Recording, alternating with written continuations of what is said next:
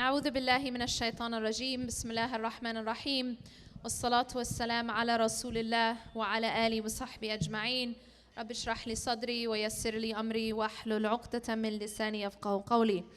I want to start out by saying that I already love this crowd. Subhanallah, I've spoken to a lot of different groups for many years and, all over the world really. But each crowd is different, has, a different sort of vibe. And I just want to say that I already feel such a warmth and welcome. You know what, I'm in the South, and I love the South. But it really is beautiful. It's a beautiful crowd. It's a beautiful event, and it's a beautiful cause. I was told that almost exactly 1 year ago, today at this exact event, my sister spoke. And so it seems to be a family tradition. And it's a great tradition. I stand here in front, before you, supporting 9 different organizations, all of which are doing amazing work. Work which is very much a part of our Islamic tradition, and that is social work. That is social services, providing social services for the community.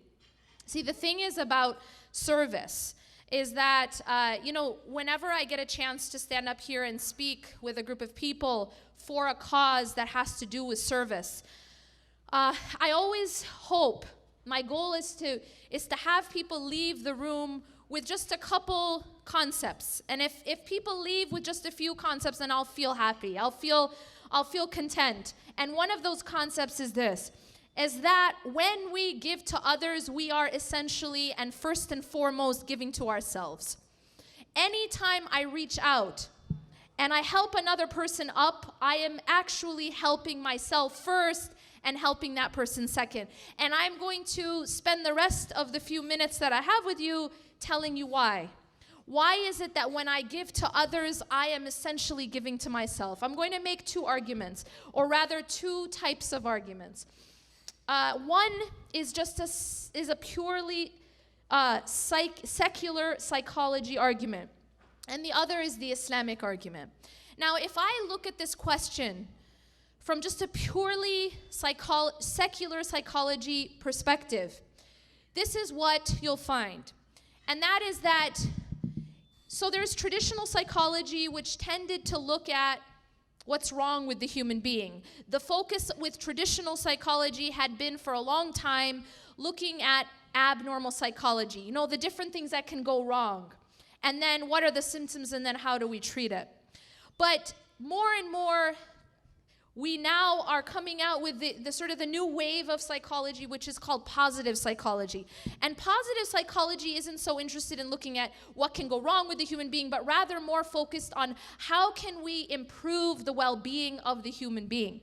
How can we just be happier people? How can we live more fulfilling lives? And here is what's very interesting about what they found. They found that, in essence, to sort of summarize, every person is essentially motivated towards seeking more happiness. People want to be happy. Pleasure is something that's just a human motivator. Everyone agree? That no matter what religion you follow, no matter what, race you come from, no matter what your background is, there's something that we all have in common, and that's that we all want to be happy. Yeah, everyone agree? All right. So this is a shared human motivation and a shared human experience. So what they found in their studies is that people essentially have something like a baseline happiness, all right? Everyone wants to be happier, but what the research shows more and more is that people kind of hang out around their baseline, and it's not so easy to go up from that. And what's interesting is they find that even when really amazing things happen to you, people who win the lottery, people who get a new job or a promotion or a raise, or, they get married or they have a child, these kinds of, nice things that happen to people. What they find is that this will provide a spike in that happiness, but essentially it's more or less, it's sort of temporary. That it's a spike, but then people end up coming down to their baseline. So what are they looking for? They're looking for, well, how can we do what? Increase our baseline. Because it seems like these things are happening, and we always think that Once I get that job, right, then I'll be happy, right? Once I marry that person, right, then I will be happy. Once I have a child, right, or once I become, a size 4, or whatever it is, if, depending on which culture you live in. I was just joking about, I was telling my husband this, that no matter, this is a side note, but no matter what a woman looks like, no matter what size she is, and no matter how much she weighs, she always wants to be thinner. And the reality is, it's kind of like we are so socialized in general to think that no matter where we're at, we could always go less as women. And this is an unfortunate consequence of the media, all right? But that's a side note. So this idea, and that's also because of something called Photoshop. The women don't look like what they look like. It's like, we want to look like these women, but these women don't look like these women. You know what I'm saying? Because the photo is photoshopped. There's something called a thigh gap, but then there's just an abyss, and it's like, it doesn't exist. But anyway, the reality is that we have this idea that when I reach, this particular destination, then I will be happy.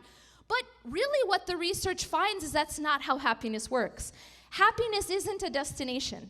And even when we reach these so-called destinations and these milestones in our lives, it doesn't actually make us overall more happy, but it's this very temporary spike.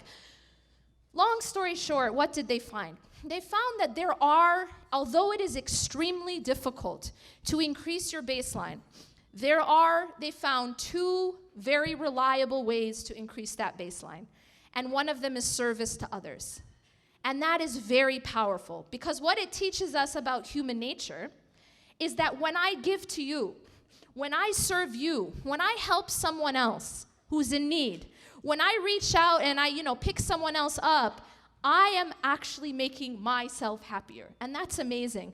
And the interesting part about it is very few other things will do the same for my own happiness and well-being. That's a powerful reality. They tell you that money doesn't buy happiness, right? They all told you that, but it's a lie, okay? In fact, money buys happiness, and you're going to be like, what's happened to her, right? But what the studies have found is that money buys happiness when it is spent on others. And that's amazing, right? That when I spend money on myself, it actually does not make me happier. This is the result that they found in studies, that people can spend on themselves and it doesn't make them happier. There might be, a temporary sort of peak in my pleasure, but that actual well-being is found, that the increase in well-being is when I spend on others. And that has been found to reliably increase happiness and well-being. Again, this is the design of Allah subhanahu wa ta'ala. This is how the Creator made our fitrah. Our nature is that it actually feels good to give to others more than it does to just be selfish. And if I keep that money, I may keep it, I may get rich, but it actually isn't making me happier. Whereas if I spend it on others, it makes me happier. Now, so far, I haven't talked about religion. So far, I'm just talking to you from a purely psychological, secular point of view. That this is just the design of the Creator.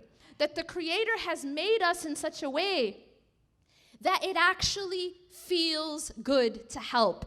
And that one of the ways, in fact, this is so powerful, that one of the most effective ways to pull a person, if a person is dealing with depression, if a person themselves is struggling, one of the most reliable ways to pull themselves up is to pull up another person. Is to help another person who is suffering. To help, to lend a hand to another person is one of the most reliable ways to pull myself up. And that's, again, that's the design of Allah subhanahu wa ta'ala. Service to others. Now, I told you there were 2 ways to increase that well-being, right? And the second is gratitude. It is the practice of gratitude. It's when we, there's this cartoon. It's sort of like a meme, right? And it has 2 pictures on it, and I think it's very illustrative of this concept. At the top, it has a little kid, and the little kid is holding a plate with 1 slice of cake, all right? Now, if we think of, okay, so this cake This one slice of cake, he is looking at this slice of cake and he has a huge grin on his face. He's extremely pleased, all right? And then underneath him is another picture of another child who's looking at an entire cake, missing one slice, and he's looking very sad. Why is the one on the bottom sad and the one on the top happy? It all has to do with what they are focused on. You see, the one on the top only has one slice. Let me ask you this question. In terms of actual quantity of cake, who has more? The one on the top or the one on the bottom? The one on the bottom. The one on the bottom has the entire cake. So maybe the one on the bottom has like 9 slices out of 10, all right? The one on the top only has one slice, but the one on the top is actually happy and the one on the bottom is sad. And the reason for this is simply because of what is being focused on. The one on the top is focused on what he has, and the one on the bottom is focused on what he does not have, what is missing. And this is another reality that we find very, very powerful reality psychologically. And that is what you focus on grows. What you focus on grows. So whatever you focus on, if you focus on what you have, it'll start to look bigger and bigger in your eyes. And if you focus on what you don't have, it will also start to look bigger and bigger in your eyes. And so the practice of gratitude is one of the other reliable ways to increase this baseline happiness.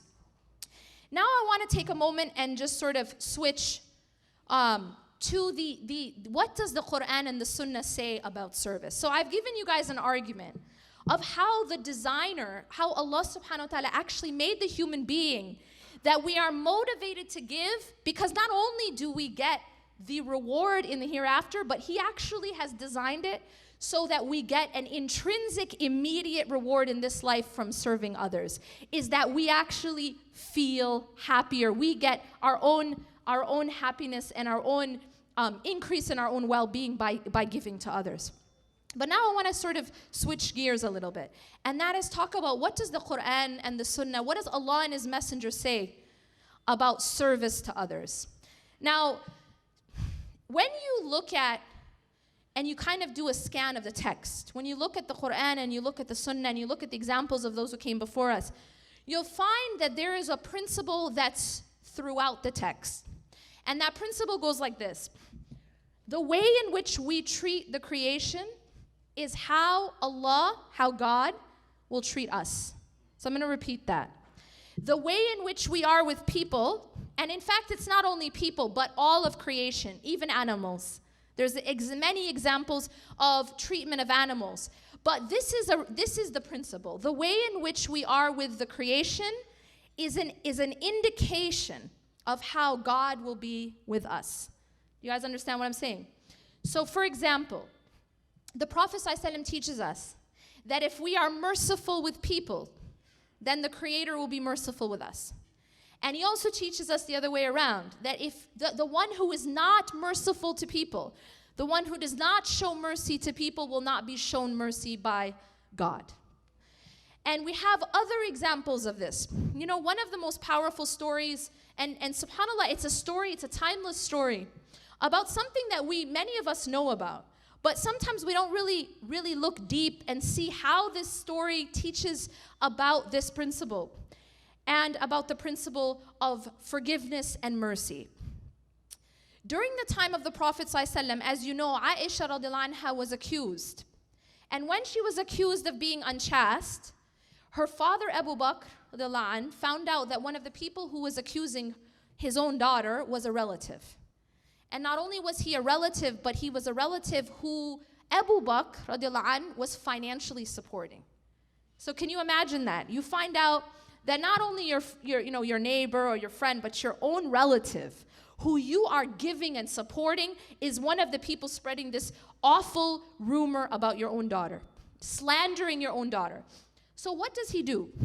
He doesn't go out looking for revenge. All he does is withhold the financial support. If we put ourselves in that position, you can only imagine how we would react. All he does is withhold the financial support. And Allah subhanahu wa ta'ala reveals an ayah at this occasion. And this is a timeless lesson for us. And Allah subhanahu wa ta'ala tells Abu Bakr radiallahu anh, and teaches all of us, let them pardon and overlook. This is what Allah says. Let them pardon and overlook. Now, I want to pause for a second and think about this. What is it that keeps us from being merciful to others? What is it that keeps us from giving to others? What is it that keeps us from forgiving others? A lot of times it's things like, well, they don't deserve my forgiveness. Does that sound familiar? He doesn't deserve, or she doesn't deserve this forgiveness from me, this generosity of forgiveness from me. But what's very interesting is that Allah makes a completely different argument in this ayah. He doesn't say for Abu Bakr to, radiallahu anh, to pardon and overlook because this man deserved it. He says something else. He says, أَلَا تُحِبُّونَ أَنْ يَغْفِرَ اللَّهُ لَكُمْ. The question is this: do you not love for Allah to forgive you? You see, that's a completely different paradigm. That he is being told to treat this relative in the way that he wants to be treated by God. You understand?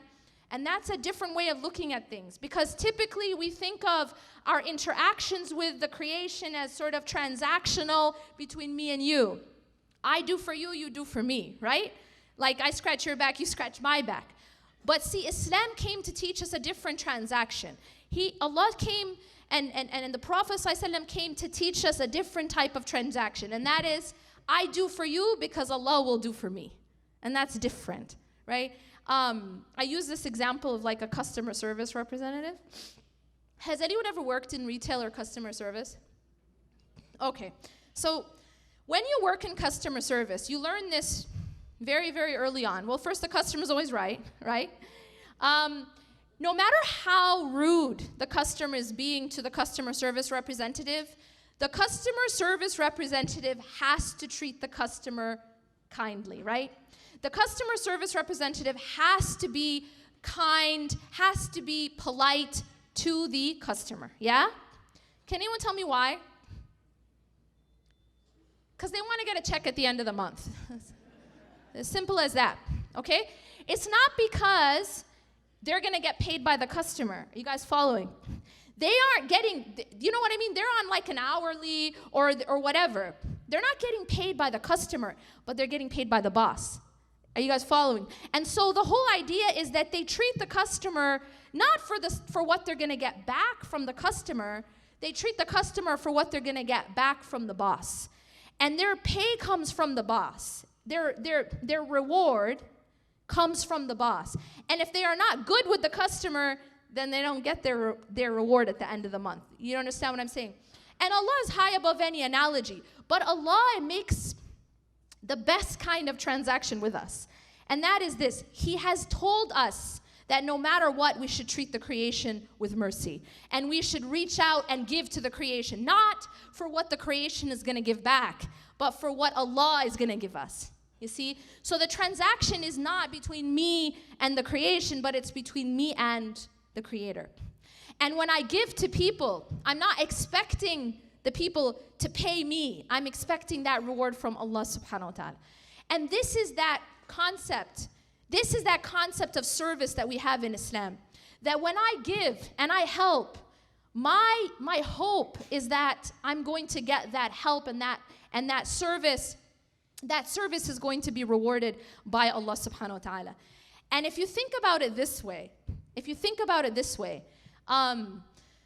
I made a deal with you, suppose I made a deal with you. You go out and you find a house. I noticed that in Atlanta, y'all have really big houses. Like, the South is like, I don't know, it's intense. What you can get a castle here, like you could get like a one-bedroom like a studio in California, but that's a different story. So suppose you see a castle, right, like a mansion out here, and you find out from the builder or from the owner that it's actually worth $10 billion, say, all right? I don't know if you have houses that expensive. 10 million, let's say, okay? But today you find out that it's your lucky day, and it's on sale for $0.01, okay? So this house that's actually worth $10 million, you get it for $0.01. You pay 1 cent, you get the house that's worth $10 million. Would you feel like you got a deal? Okay, even if you have food coma, you know you got a deal, right? You know, it's very interesting to study the psychology of Black Friday. Have you guys ever like studied Black Friday? Black Friday, you know, the day after Thanksgiving, if you see what a human being will do to get a deal, is pretty intense. It really is. And in fact, you almost find that every year someone gets killed because people want a sale at Walmart. And that's how it works. Human beings are very motivated for a deal. They'll stand outside in the freezing cold, right outside Best Buy. There used to be people who would camp outside Best Buy because they want to get a sale on a laptop. You guys understand what I'm saying? One time, there was this lady going around Walmart with mace because she wanted to get I think it was like a video game or something first. I mean, this is the psychology of people to get a deal. Now, why am I saying that? Because God is making a deal with us, you know? And Allah says that He knows our nature. He created us. But look at Allah's deal. Here's Allah's deal. Allah's deal is, I help the creation, God helps me. See? I give to the creation, right? The Creator gives to me. And now this isn't, remember my example like about a few minutes ago when I said the $10 million house for a cent? You're getting something worth a huge amount for a small amount. You following? Now think about the reward of Allah. Think about now. There's a hadith in which the Prophet ﷺ says that the most beloved person to Allah is the one who is the most beneficial to people. So now we're not talking just about a $10 million house. We're talking about the reward and love of God. And this is by me lending a hand to the creation, something that is maybe easy for me to do, something small. And as a reward for that small action that I make, I get something infinite. Forget $10 million. You see? The Prophet ﷺ said that if you help a person in need, guess what happens? God helps you when you're in need. Now, can you think about that for a second? God. I'm not talking the president, you know. I'm not talking about some big politician who has some power. I'm talking about God. I'm talking about the Lord of the universe, that He will help you out. That if you help another person, the Lord of the universe will help you. And the hadith goes on to say, every time there's an action that you do to the creation, God will reward you with that action for you. So you help a person in need, God will help you when you're in need. You'd help get someone out of a difficult situation. Guess what? Newsflash. We're all going to get into a difficult situation at some point in our life. And forget for a moment the difficult situations of this life. Let's look at something more difficult, and that is the next life. The day of judgment is something intense, right? And we all know this. We all know we're going to stand in front of Allah. And that's going to be a difficult day. It's going to be a difficult day. And on that day, Allah says that if you helped people out in this life, Allah will help you out at that time, when you need it the most, and when I need it the most. And you know, it's very, very important to note this. You and I are in desperate need of the mercy of Allah. You know, sometimes we forget this, but even the Prophet ﷺ said, that no one enters paradise by their deeds alone, except that Allah has mercy on them. Without the mercy of Allah, none of us will enter paradise. And they asked him, his companions asked him, even you, O Rasulullah, even you. He's the perfect human being, you know, as perfect as a human being can be. And he said, even me. So we know that if he's in need of the mercy of Allah, what about us? And this is one of those ways in which Allah subhanahu wa ta'ala gives us almost like, you know, a shortcut to the help and the mercy of God is help another person. Be merciful to another person. When you see someone in need, give to them and God will give you infinitely. That's what I call a deal, right? We're not talking 1 cent for 10 million. You follow me? This is infinity. This is an infinite reward. So what did Abu Bakr radiallahu anh do when this verse was revealed? So remember, this relative, right? This relative who had accused or who had spread the rumor about his daughter, and he was financially supporting. So when this verse was revealed, and Allah is saying, أَلَا تُحِبُّونَ أَن يَغْفِرَ اللَّهُ لَكُمْ. Do you not love for Allah to forgive you? And Abu Bakr radiallahu anh, because of this, and he wanted the forgiveness of Allah, not only did he continue that financial support, he increased it for this man. Why did he do that? Like, how could he do that? It's because it wasn't about him and the relative. It was about him and Allah. And every single time you give, every single time you serve, essentially, it's about you and God. It's about showing Allah subhanahu wa ta'ala, I'm doing my best to help your creation. And Allah, when Allah pays you, it's not like any boss. You know, Allah's paycheck is infinite. So this is why, subhanallah, everyone who usually stands up here and encourages you to give, they may make you think that you're doing someone else a favor. You guys understand? And yes, you are. You are helping others. But I want you to realize that essentially you're actually doing yourself a favor. That when you give to others, you're making yourself richer.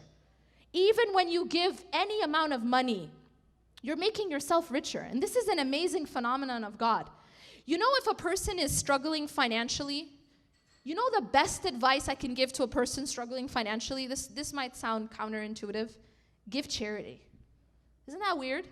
But wait a minute. You're telling me that I'm struggling and you want me to give? And I say yes. Because you know what? Any accountant knows this. If you want to grow your money, do you hold on to it or do you invest it? You know this, right?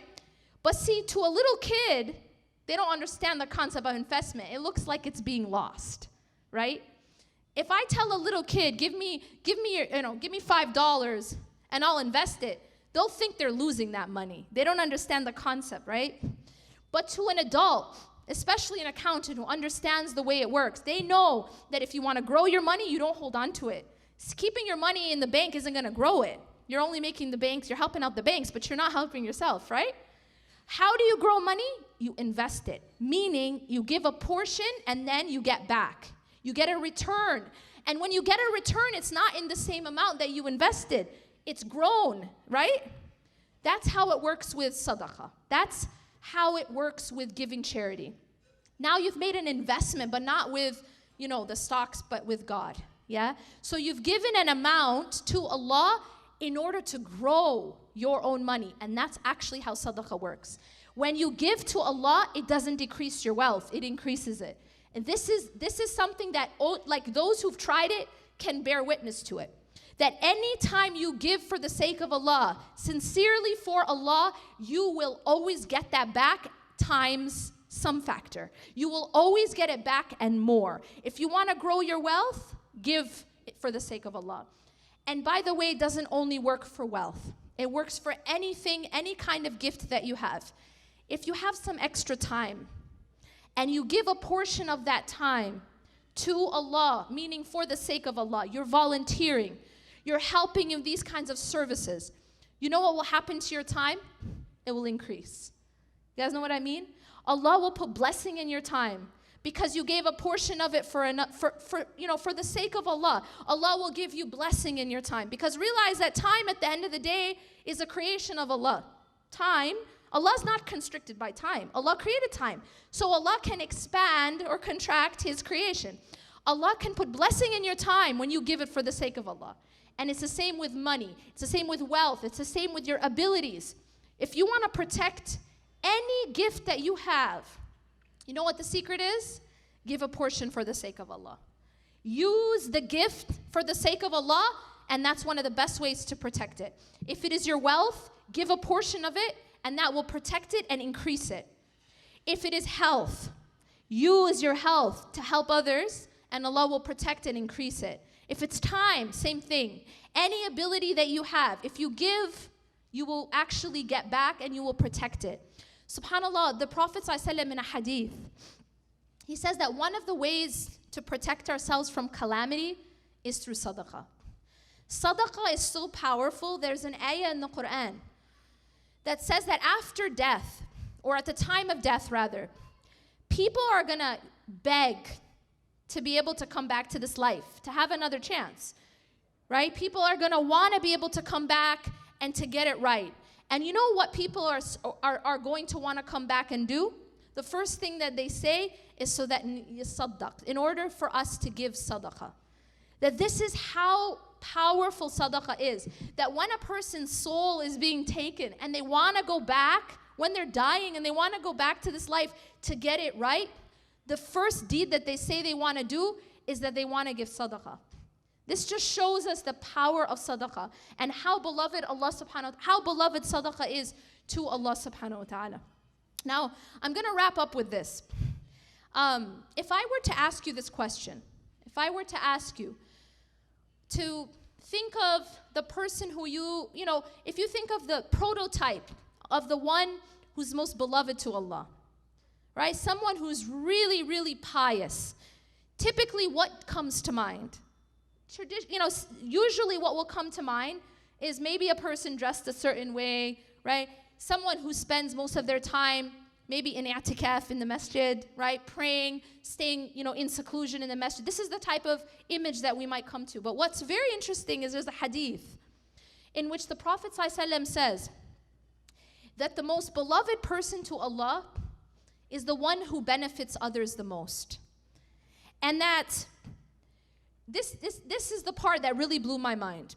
The Prophet ﷺ said that it is more beloved to me to help my brother in their time of need, to help my brother in their time of need, than to make i'tikaf in this masjid.